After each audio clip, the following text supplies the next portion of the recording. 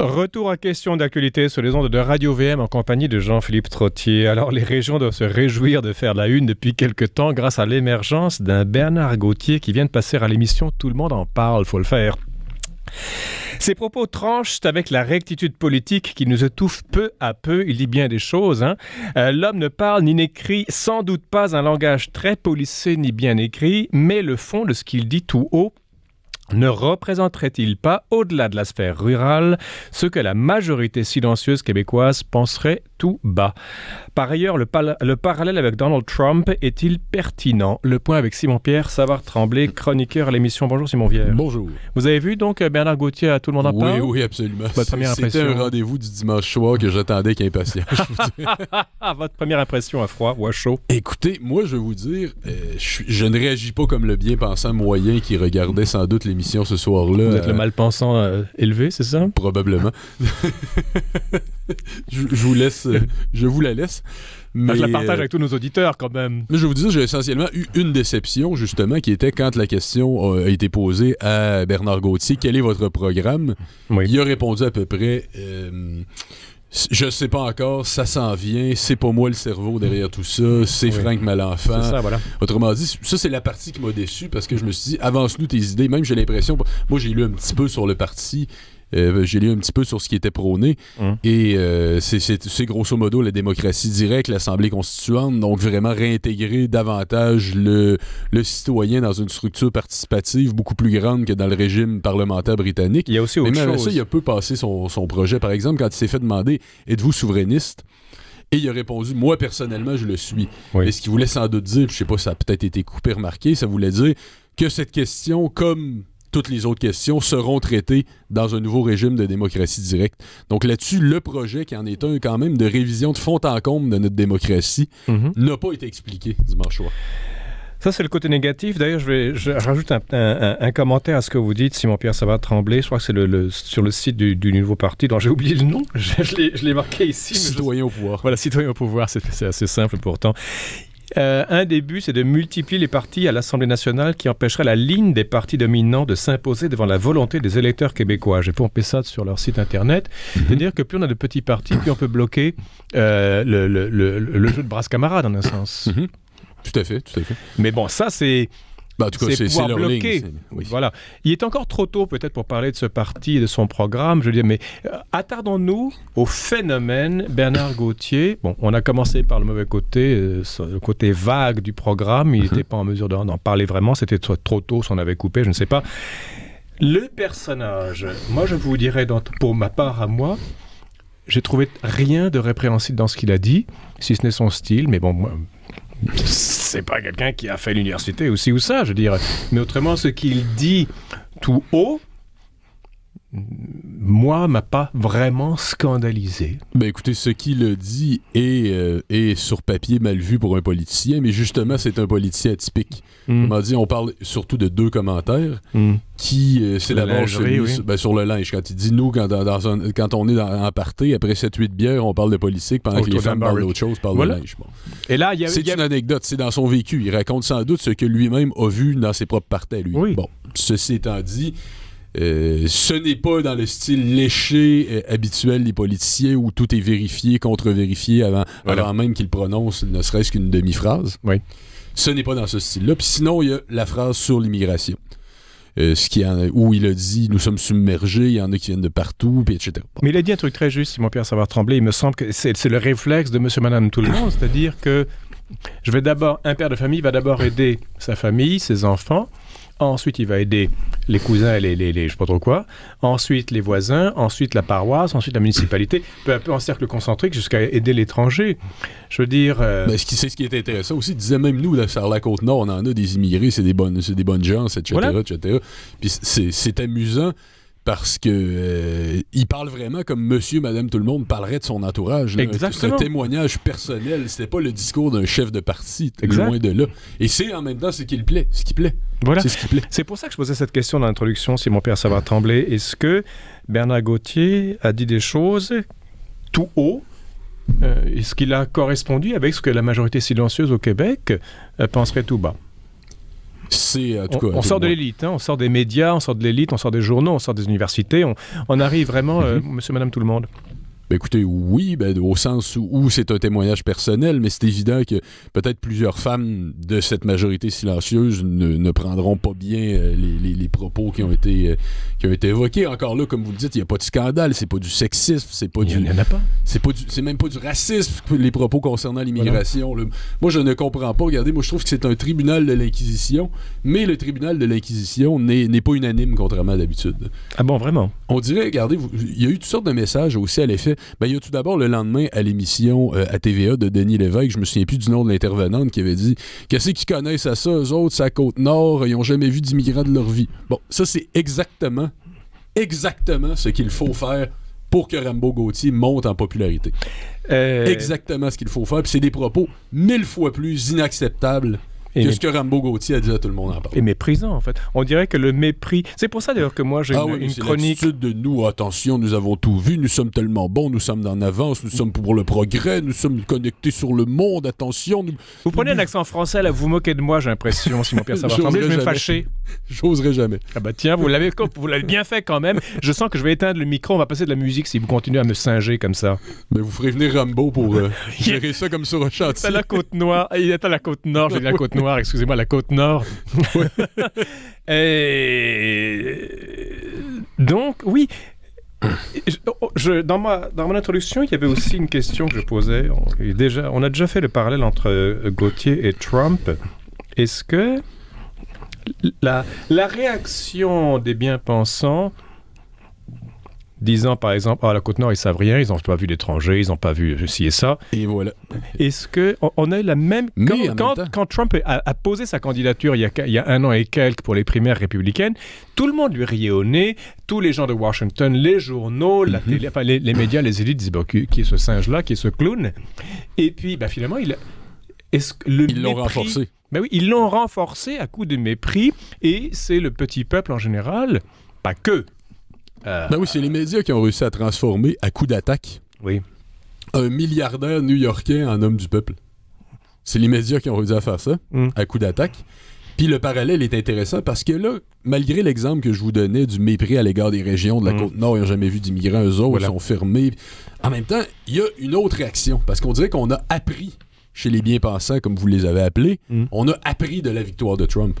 On fait beaucoup plus attention maintenant. Il y avait les messages que je voyais, c'était plutôt... Il y avait un papier dans la presse de François Cardinal qui disait « Méfions-nous, ne tombons pas dans le travers des médias états-uniens. » N'en faisons pas un épouvantail qui n'en sera pas un pour la population. Voilà, et voyons, au-delà de ce qu'il raconte, de ce qu'il projette, vraiment, essayons d'analyser le personnage et le phénomène sous-jacent. Et bien voilà. Alors, essayons d'analyser le phénomène sous-jacent. C'est donc la ligne que François Cardinal portait dans la presse hier. Sauf que ceci étant dit, ils ont appris au sens où on voit beaucoup de messages. J'en ai vu beaucoup, en tout cas, sur les médias sociaux, venant de gens qui sont carrément hostiles à ce que Rambo Gauthier dit, qui, si ça n'avait pas été un phénomène en devenir, il l'aurait immédiatement catégorisé comme les pires fascistes de l'histoire. Exact, voilà. Sauf que là, c'est plutôt...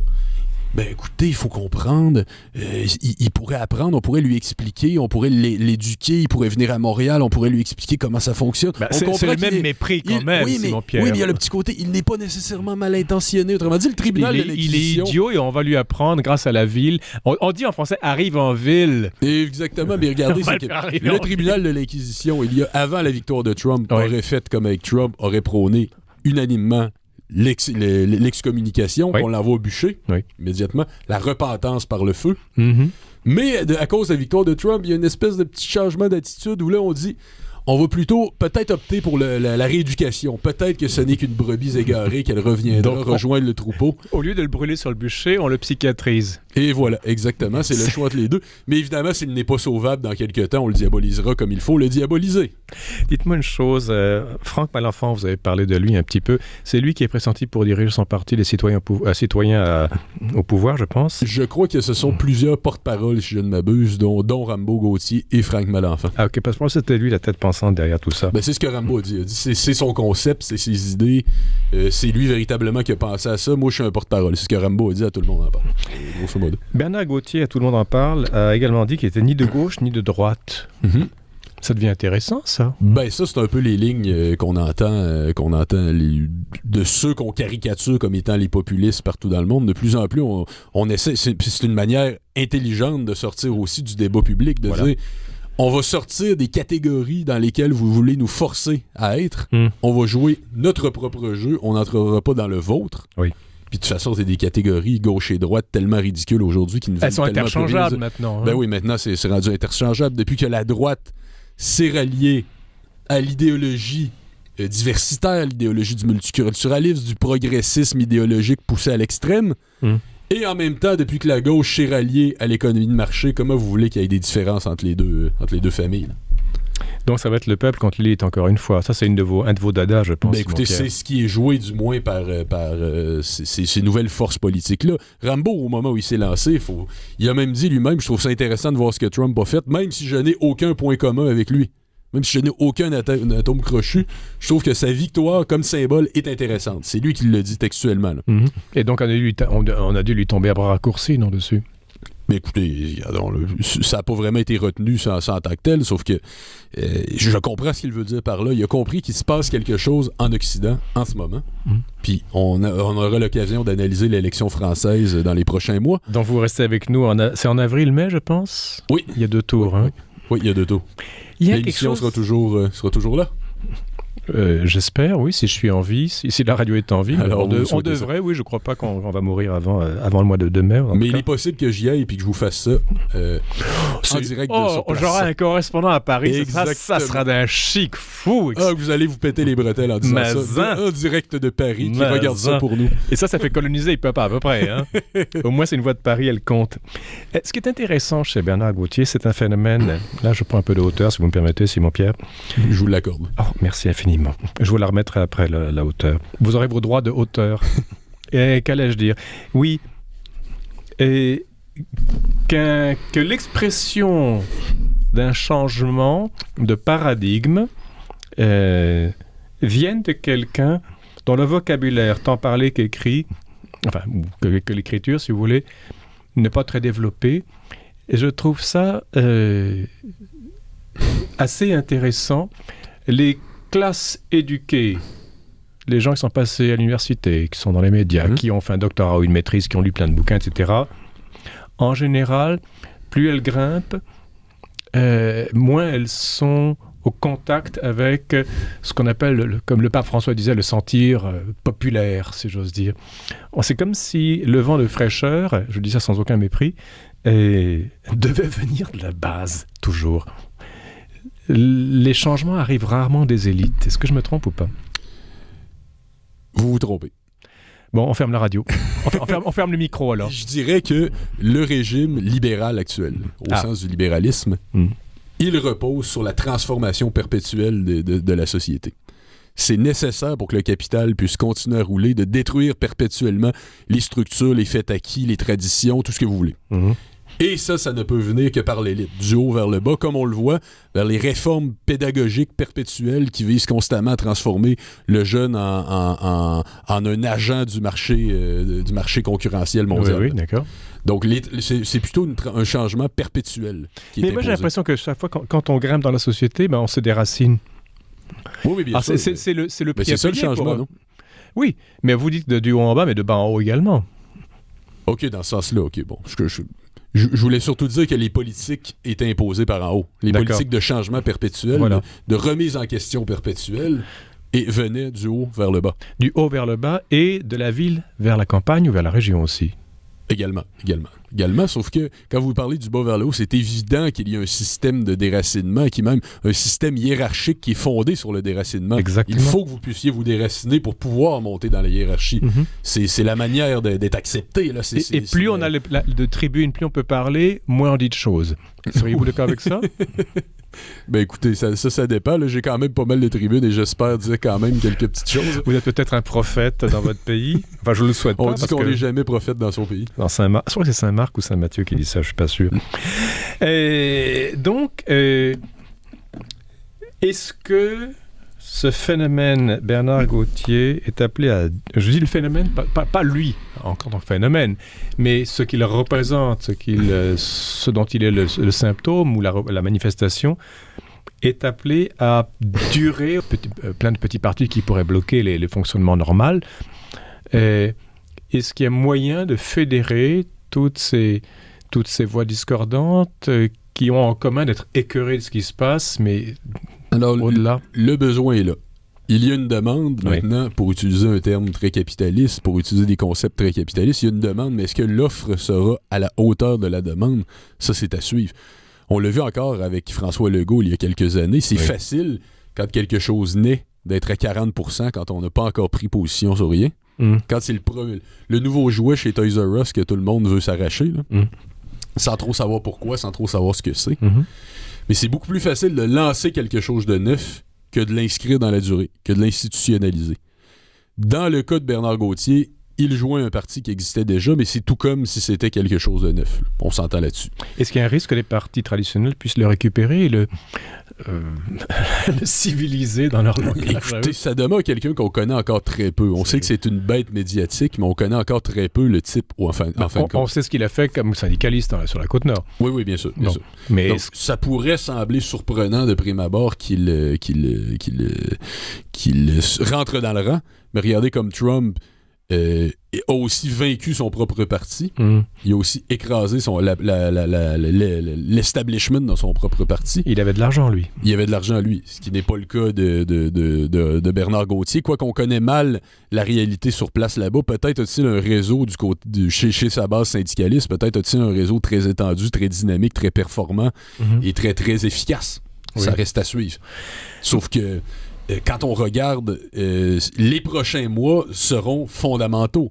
Les positions qu'il prendra seront très, très importantes. J'écoutais tout à l'heure une ligne ouverte sur une radio concurrente, si vous me le pardonnez. On en a? Alors, il n'y a pas encore de monopole. Et puis, tout le monde, ou presque, était d'accord. Puis il y avait un terme qui revenait sur l'ensemble dans l'ensemble des appels, c'était respect. C'était « on lui a manqué de respect ». À tout le monde en parle, c'était pas respectueux envers lui. Dans les médias, depuis, les commentaires, c'est pas respectueux envers lui. Les commentaires des lecteurs ou des journalistes? Si la population qui appelait considérait que manquer de respect envers Bernard Gauthier, c'était lui manquer de respect envers elle. Donc, là, vous voyez vraiment que Bernard Gauthier pourrait devenir un peu le Jeanne d'Arc d'un peuple qui n'a pas toujours voix au chapitre. Parfois, je trouve que vous les avez, les comparaisons et les références. Non, c'est Jeanne d'Arc qui est la Bernard Gauthier du 14e siècle, non? Vous êtes épouvantable. Bon, je m'adapte à mon interlocuteur, figurez-vous. Et dernière question. On a dit de Mario Dumont qu'une des choses qui a joué contre lui, c'est qu'il venait de Cacouna. Cacouna, c'est pas le centre du Québec. Bernard Gauthier vient de la Côte-Nord. Il va tôt ou tard, si ce phénomène est appelé à durer et à prospérer, il va bien falloir qu'il arrive en ville au sens propre plutôt que figuré. Mais écoutez, c'est intéressant la comparaison que vous avez faite avec Mario Dumont, parce que Mario Dumont, lui aussi, se présentait comme l'anti-establishment, comme la révolte populaire, la révolte régionale. Voilà. Contre une establishment montréalo-centriste. Alors, mais on a vu ce qui est arrivé. On a vu que Mario Dumont, ça a bien fonctionné quand il était troisième parti, quand il pouvait surfer sur la colère, mais une fois à l'opposition officielle, qui est ce qu'on appelle l'antichambre du pouvoir. Quand c'était le temps de scruter de plus près ce qui était véritablement proposé, l'équipe qu'il avait, c'est là où beaucoup ont décroché. C'est là beaucoup. Aussi, il faut dire, Mario Dumont, il venait d'un parti traditionnel. Il n'avait pas l'aura du rebelle comme Bernard Gauthier pouvait l'avoir. Là. Tout à fait. Donc, une affaire à suivre, j'imagine. C'est quand même très intéressant. Ah oui, écoutez, il se passe quelque chose au Québec en ce moment. Reste à voir si, parce que vous vous souvenez le printemps érable en 2012, on disait il se passe quelque chose, mais est-ce que ça va encore une fois accoucher d'une souris ou est-ce que ça va donner quelque chose enfin, se cristalliser autour de quelque chose de sérieux, de solide? Ce sont des tentatives peu à peu. Je veux dire, la sève remonte, elle redescend, elle remonte un peu plus haut, elle redescend, elle monte encore, et puis ça va sortir finalement. Absolument. Simon-Pierre, merci beaucoup. Merci à vous. À dans une semaine. Au revoir. Voilà, c'est la fin de l'émission. Demain, Bréviaire du Colimaçon et Placide Gabory de A à Z. À la régie Daniel Fortin, ici Jean-Philippe Trottier. Je vous remercie de votre fidélité. Vous donne rendez-vous demain donc et vous invite entre-temps à rester à l'antenne de Radio VM.